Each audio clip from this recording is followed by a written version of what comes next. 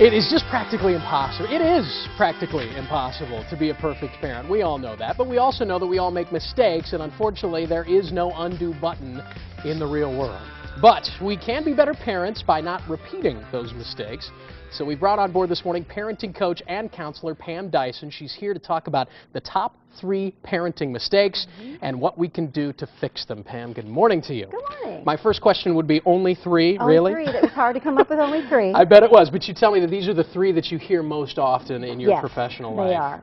And the first would be dismissing your child's feelings or concerns. Talk to me about that. Well, you know, how many times have we said to a child, okay, it's just silly to feel that way. Oh, you've been mad long enough. You've been mad long enough. I think I've heard that one before, yeah. And, you know, if an adult said that to us, we wouldn't be, we wouldn't like to hear that. That's true. You feel brushed aside. You do. And children are no different. They don't feel heard, and they definitely don't feel understood if we sort of dismiss what they're feeling. So how do we show them at that young age that we're not dismissing those feelings, that we're at least acknowledging the feelings? Well, put a name to what you see. If you see them that they're angry and frustrated, say, you know what, it looks like you're really frustrated. So acknowledge what it is that you see. Validate what they're feeling so that they know they're going to be heard. Usually that's the first step. And then decide what you need to do. Redirect them, try to help them do something to calm down. But at least offer them some awareness that you understand. And I find myself saying this to my 3-year-old a lot. I understand why you're upset. I would be upset too, but ... and then lay it on the line. That's exactly what you need to do. Okay, very good.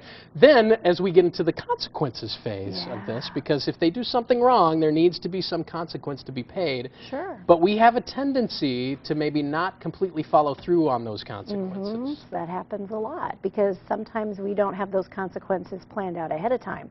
So we come up with them off the cuff. And then sometimes there are consequences that later we're like, I can't follow through on that. Your child leaves the bike in the driveway. Put the bike in the garage, Johnny. Johnny doesn't put the bike in the garage. 10 minutes later, you tell him again.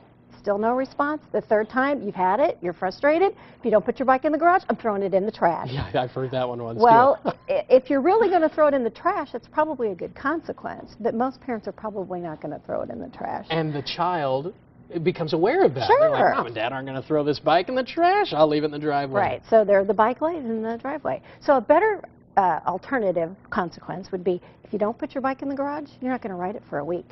Ooh, that's good. And then your child has a choice. They can either leave it there and not ride it for a week, or put it away and still have their bike privileges for the week. And yet still, you have to be willing to not allow the child to ride the bike for a week. Because if you let it slide, that's right. You can't cat's out of give the up. bag. If you made that choice on Tuesday, by Thursday, you can't backtrack. Let's talk a little bit about over-explaining. When it comes to talking with your child, you say, especially before what, age 6 or 7, there's a right way and a wrong way to do this. What do you think? We use too many words. Cognitively speaking, children until the age of 7 really can't be rational anyway.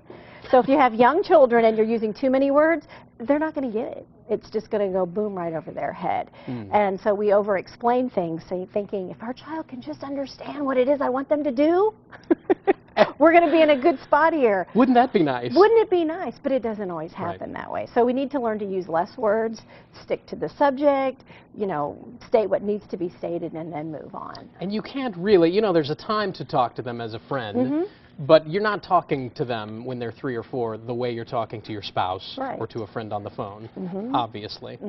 Maybe next time you're back, we'll talk about why somehow when they're teenagers, the irrationality comes back. Yeah, from 7 does to happen. 13, and then 13. Yeah, it's those hormones.